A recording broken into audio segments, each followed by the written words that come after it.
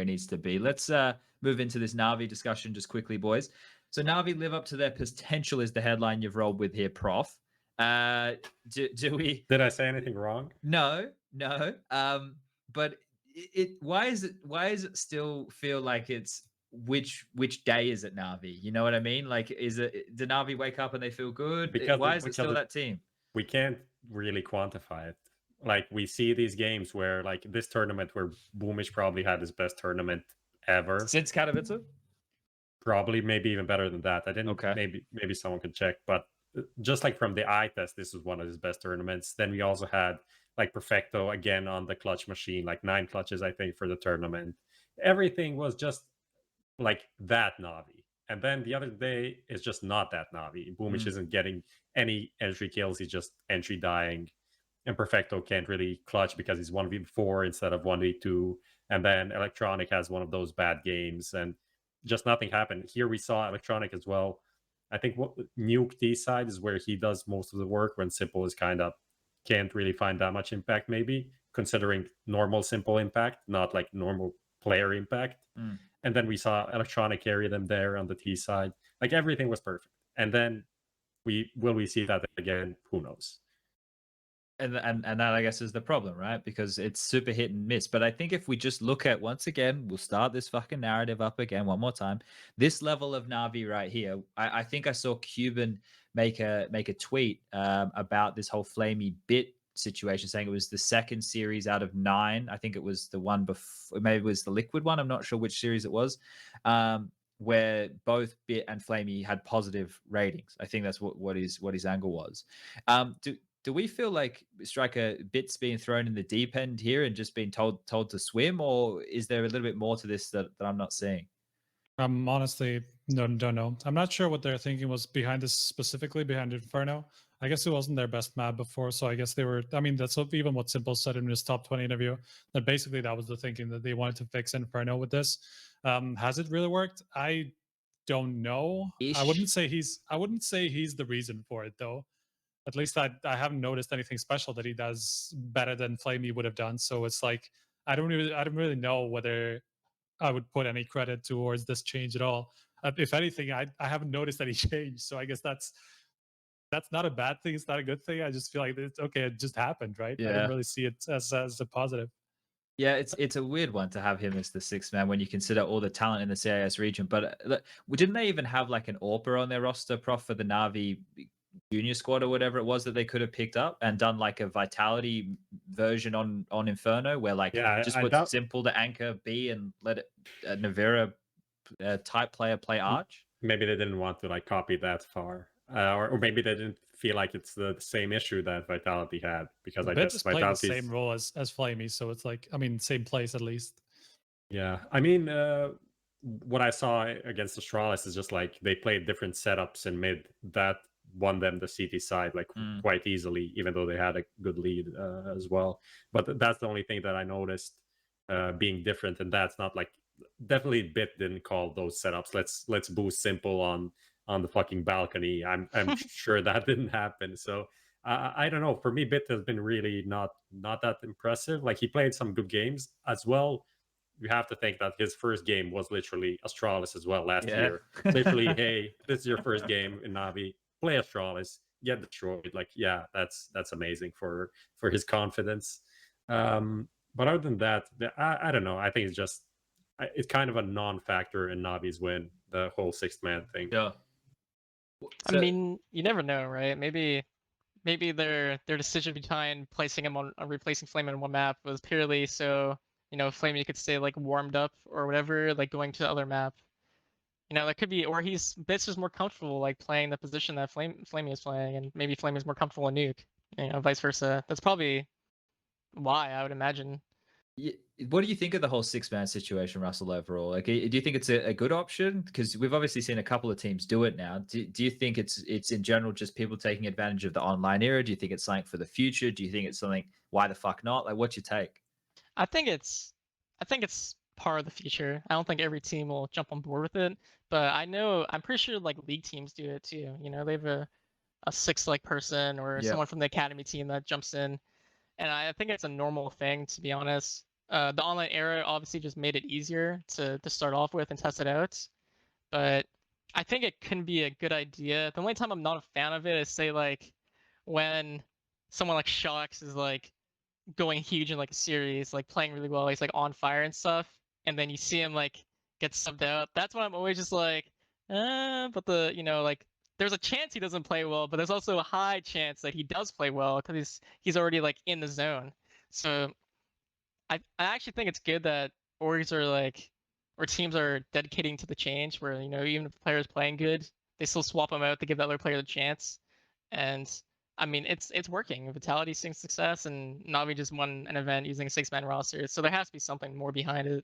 Yeah. And this is also just down to like them going into this change with the maps in mind, right? They've prepared with these lineups. So it's like keeping a player who didn't play that, or like, let's say Nivera goes ham on Dust 2 at Inferno, and the third map is whatever, Vertigo. Like, and he comes in to play a map that he hasn't really practiced. Obviously, like that's not going to work out, right? So it's just comes down to the preparation, I feel like, and yeah, it's not an easy choice.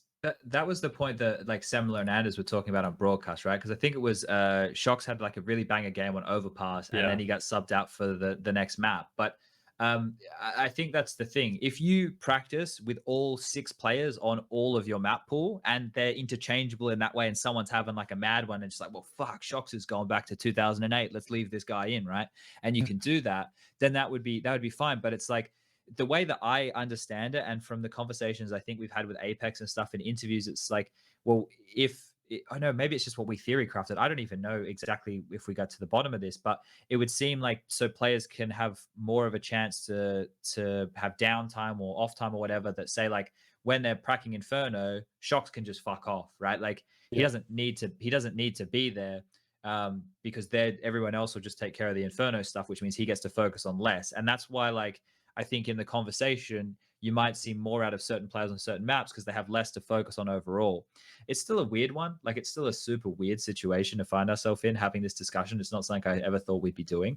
But it seems pretty seamless. I thought we were going to have a lot more delays, a lot more issues, like with the back end not working properly and shit. But it seems like so far these teams are making it work.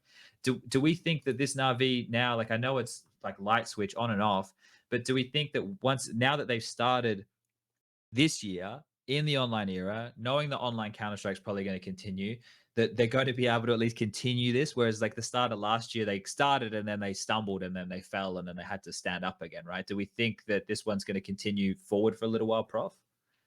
Nah. Still think it's just all over the place? What we already saw is going to repeat. Like, okay.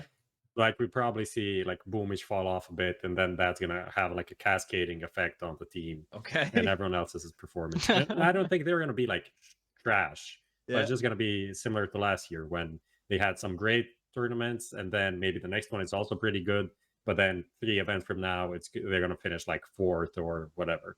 So that's what I expect. So hope to be proved. Like the funniest thing is, like on Twitter, everyone thinks I'm a Navi hater. Like I'm definitely not. Like, but I've been burned so many times that I have like this PTSD, and I kind of hate them. And but I don't hate them. I just kind of make fun of myself and them simultaneously.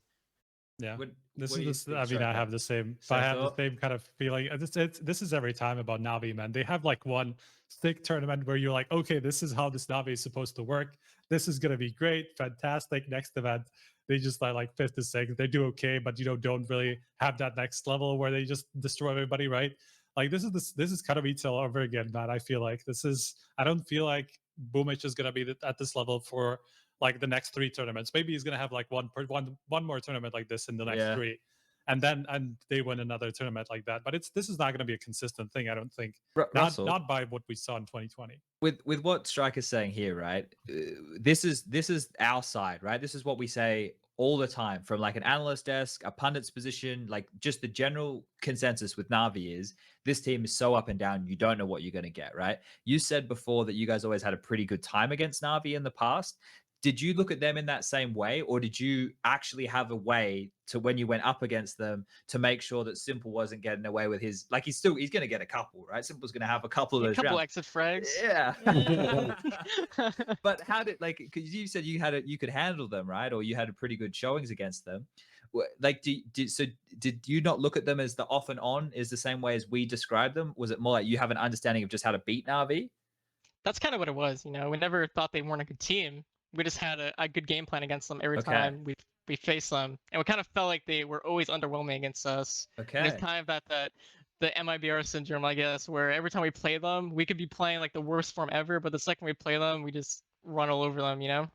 Okay. But That's holy shit. That's interesting. I think the second, I mean, we always focus like simply, you know? We found ways to like neutralize him where he's not going to have the impact that he normally could have against teams. But when we're at our best, there was no gaps for him to really abuse, you know? Like maybe he'll like op one of us to the smoke or whatever, he'll op one of his blinds, but then he'll get traded. Like in 2019, we had the best trade statistics out of any team. And I think that's why he didn't get away with most of the shenanigans that he did. Okay. It's just trade. It's simple. Just make sure he doesn't get a multi. Just don't get no scope, dude. Yeah. It just I saw close to one Astralis of them. try that on Nuke last night. Didn't go well. Don't get fadeaway P250. Yeah. Even the last round on Inferno, like I had the sound off. The last round on Inferno where he gets those 3 deagle kills, I had the sound of me, Henry, and Alex were watching. And like he gets the first one, and then like Henry stands up and he gets the second one, and we're all fucking losing our minds like he'd won the round. Obviously didn't have enough time to defuse. But it's just like this guy, man. It's like anything that this guy's doing is fucking mental. But So basically, the plan against Simple is stay as close together as possible without getting double, with like collateral. That's kind of how like with any offer, to be honest. And Yeah. I feel like the only time it doesn't work is when we fucking play device. Every time we get collateraled, and yeah, it's always against him. But yeah, that's definitely how you should play against like most like top tier offers. Like you got to find a way to trade them immediately. well, I think